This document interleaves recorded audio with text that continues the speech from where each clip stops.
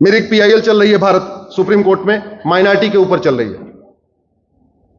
जब मुझे पता चला कि 9 राज्यों में हिंदू खत्म हो गए हैं, 9 राज्यों में, लद्दाख में खत्म हो गए, लक्षद्वीप में खत्म हो गए, कश्मीर खत्म हो गए, नागालैंड खत्म हो गए, मिजोरम खत्म हो गए, मेघालय खत्म हो गए, ऐसे 9 राज्यों में खत्म हो गए। मैंने राज्यवार के बाद मैंने सोचा जिले के हिसाब से देखता हूं, 800 जिलों में से 200 जिलों की डेमोग्राफी बदल चुकी है। मैंने थोड़ा और लोअर लेवल पे मैं गया, उस पे 6000 तहसीलों में से 1500 तहसीलों की डेमोग्राफी बदल चुकी है। फिर मैंने बॉर्डर की एनालिसिस करना शुरू किया। बॉर्डर पे कुल 300 तहसीलें हैं, 300 की 300 तहसीलों की डेमोग्राफी बदल चुकी है। 9 राज्यों की डेमोग्राफी बदल गई, 800 जिलों में से 200 जिलों की डेमोग्राफी बदल गई, 6000 तहसील में से 1500 तहसील की डेमोग्राफी बदल गई, बॉर्डर पे 300 तहसील है, 300 की 300 की बदल गई। और हमारे यहां दुनिया के सबसे ज्यादा नेता हमारे यहां, दुनिया के सबसे ज्यादा अभिनेता हमारे यहां, दुनिया के सबसे ज्यादा लेखक हमारे यहां, दुनिया के सबसे ज्यादा पत्रकार हमारे यहां, दुनिया के सबसे ज्यादा कलमकार हमारे यहां, दुनिया के सबसे ज्यादा अखबार हमारे यहां, दुनिया के सबसे ज्यादा न्यूज चैनल हमारे यहां, दुनिया के सबसे ज्यादा धर्मगुरु हमारे यहां, दुनिया के सबसे ज्यादा कथावाचक हमारे यहां, दुनिया के सबसे ज्यादा महामंडलेश्वर हमारे यहां, दुनिया के सबसे ज्यादा आचार्य हमारे यहां, दुनिया के सबसे ज्यादा वकील हमारे यहां, दुनिया के सबसे ज्यादा कवि हमारे यहां। और देखते ही देखते 75 साल में 9 राज्यों, 200 जिलों, 1500 तहसीलों की डेमोग्राफी बदल गई। जानते क्यों? मैंने पहले कहा था, डॉक्टर बदलने से बीमारी ठीक नहीं होती, बीमारी ठीक होती है दवाई बदलने से। डॉक्टर बदले लेकिन दवाई नहीं बदली। आपके बंगाल की अलीपुरद्वार की डेमोग्राफी बदल गई है, बांकुरा की डेमोग्राफी बदल गई है, पश्चिम वर्धमान, पूर्वी वर्धमान, वीरभूमि, कूच बिहार, दार्जिलिंग, दिनाजपुर, हुगली, हावड़ा, जलपाईगुड़ी, कोलकाता, मालदा, मेदिनीपुर, मुर्शिदाबाद, नादिया, 24 परगना, डेमोग्राफी बदल चुकी है। आपके सिलीगुड़ी, जलपाईगुड़ी की डेमोग्राफी बदल गई है। और आज ये बात केवल मैं आपको नहीं कह रहा हूं, इस वीडियो को अधिक से अधिक पहुंचाइए सबके बीच में। मैं पूरे देश के लोगों से कह रहा हूं, अपने लोकसभा क्षेत्र की वर्तमान वोटर लिस्ट और 25 साल पुरानी वोटर लिस्ट को कंपेयर कर लीजिए। और कम मेहनत करना है, अपने विधानसभा की वर्तमान वोटर लिस्ट और 25 साल पुरानी वोटर लिस्ट कंपेयर कर लीजिए। और कम मेहनत करना है, अपने ग्राम सभा की वर्तमान वोटर लिस्ट और 25 साल पुरानी वोटर लिस्ट कंपेयर कर लीजिए।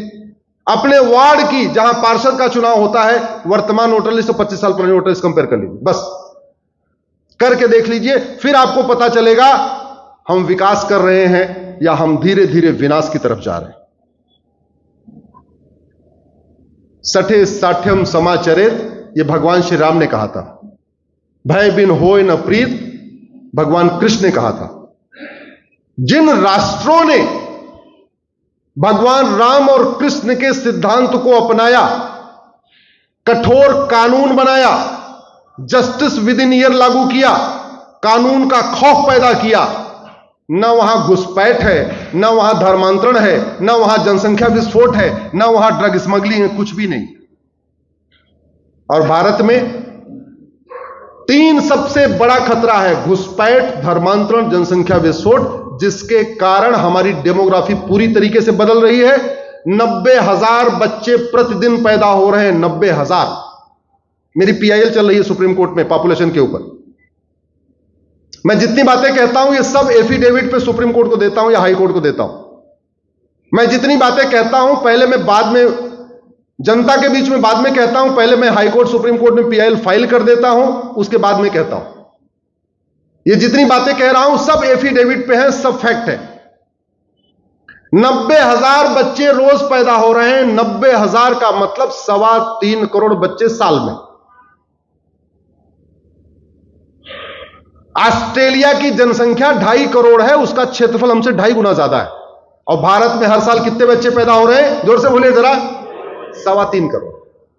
कनाडा का क्षेत्रफल हमसे 2.5 गुना है, कनाडा की जनसंख्या 4 करोड़ है भारत की, और भारत में हर साल कितने बच्चे पैदा हो रहे हैं? 3.25। अरब की जनसंख्या 3 करोड़ है, हमारे यहां 3.25 करोड़ बच्चे पैदा हो रहे हैं, हर साल एक नया अरब पैदा हो जा रहा है। रूस का क्षेत्रफल हमसे 5 गुना है, रूस की जनसंख्या 15 करोड़ है, हमारी जनसंख्या 150 करोड़ हो चुकी है। अमेरिका का क्षेत्रफल हमसे 3 गुना ज्यादा है, अमेरिका की जनसंख्या 33 करोड़ है, हमारी जनसंख्या 150 करोड़ हो चुकी है। चीन का क्षेत्रफल हमसे 3 गुना ज्यादा है, चीन की जनसंख्या 145 करोड़ है, हमारे यहां 150 करोड़ है।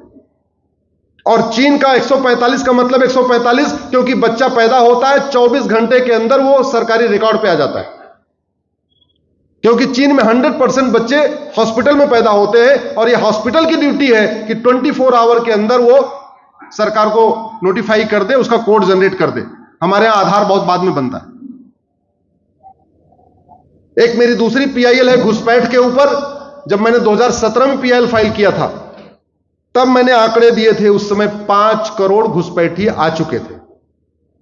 अब इनकी संख्या 5.5 करोड़ के आसपास हो गई होगी, हो सकता है 6 भी हो गई हो।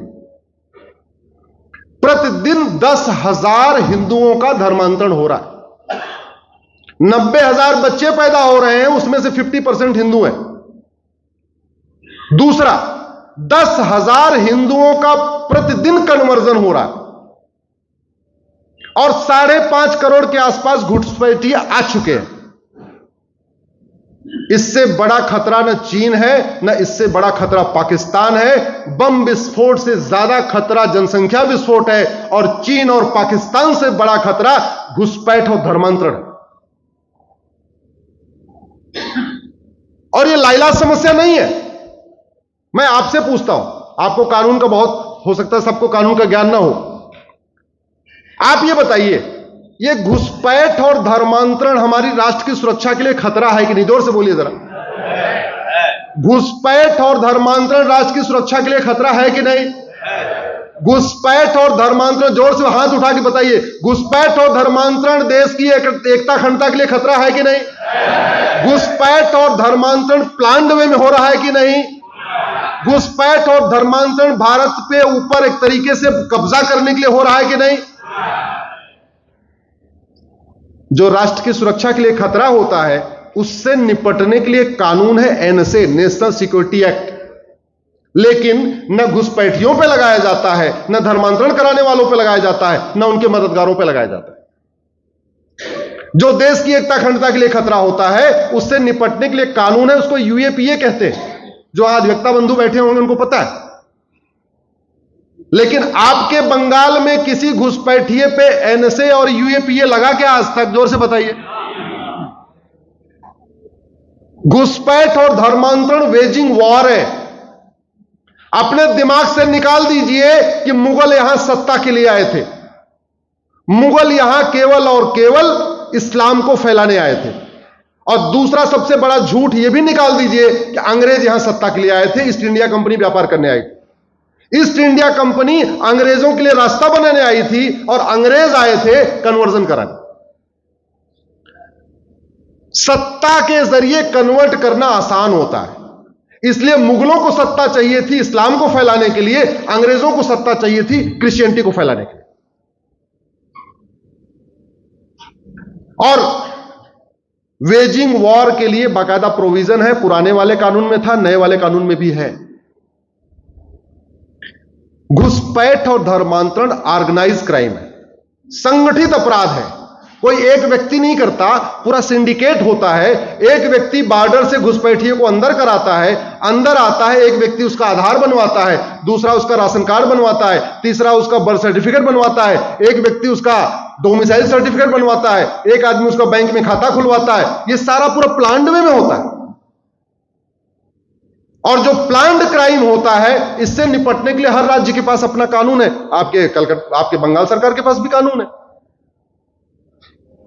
मैं आज आपके सिलीगुड़ी की धरती से बहुत जिम्मेदारी के साथ कह रहा हूं, बंगाल सरकार केवल 5 कानून लगा दे, 5 धारा लगा दे,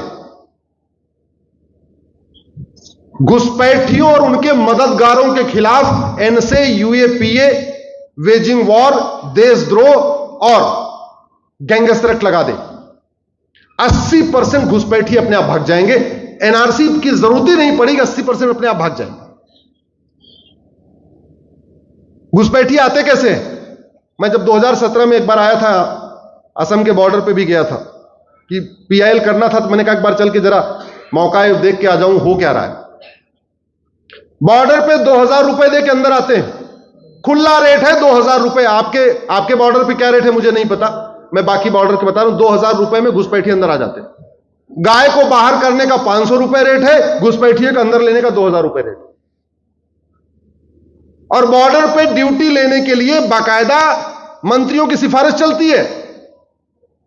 बॉर्डर पे रक्षक हमारे भक्षक बन के बैठ गए हुए। गाय जा रही है 500 रुपए पर गाय, घुसपैठिया आ रहा है 2000 रुपए पर घुसपैठिया। अंदर आते हैं 2000 रुपए में आधार बनवा लेते हैं। जब एक डॉक्यूमेंट बन गया उसको यूज करके दूसरे दलाल को 2000 रुपए दिया, राशन कार्ड। 2 डॉक्यूमेंट हो गया, तीसरे दलाल को 2000 रुपए दिया, बर्थ सर्टिफिकेट। 3 डॉक्यूमेंट हो गया, चौथे दलाल को पकड़ा, 2000 रुपए में डोमिसाइल सर्टिफिकेट। 4 डॉक्यूमेंट हो गया, RTO ऑफिस के दलाल को पकड़ा, 3 से 4000 रुपए में ड्राइविंग लाइसेंस। 5 डॉक्यूमेंट हो गया, जनधन खाता खुलवा लिया, वोटर ID में नाम जुड़वा लिया, सारी सरकारी योजनाओं का फायदा, मुफ्त में राशन ले रहे हैं, मुफ्त में अनाज ले रहे हैं, सब कुछ ले रहे हैं मुफ्त में। लागत कितनी? 10 से 15 हजार। फायदा कितना? साल में 5 लाख का। क्यों चल रहा है? क्योंकि भारत में घुसपैठियों पे, उनके मददगारों पे न NSA लगाया जाता है, न UAPA लगाया जाता है, न वेजिंग वॉर की धारा लगाई जाती है, न देशद्रोह लगाया जाता है, न गैंगस्टर एक्ट लगाया जाता है। ये 5 धाराएं लगनी शुरू हो जाए, घुसपैठिए अपने आप भारत छोड़ के भागेंगे, बंगाल छोड़ के भागेंगे। हमने परमाणु बम बनाया, आज तक चलाया क्या? जोर से बताइए। नहीं। हमने ब्रह्मोस बना लिया, अग्नि मिसाइल बनाया, चलाया क्या? अभी राफेल खरीद लिया, चलाया क्या? तो किस लिए इकट्ठा करते हैं ये सब? डराने के लिए, खौफ पैदा करने के लिए। जो कठोर कानून बनाए जाते हैं वो रोज रोज किसी को फांसी देने के लिए नहीं बनाए जाते। किस लिए बनाए जाते हैं? खौफ पैदा करने।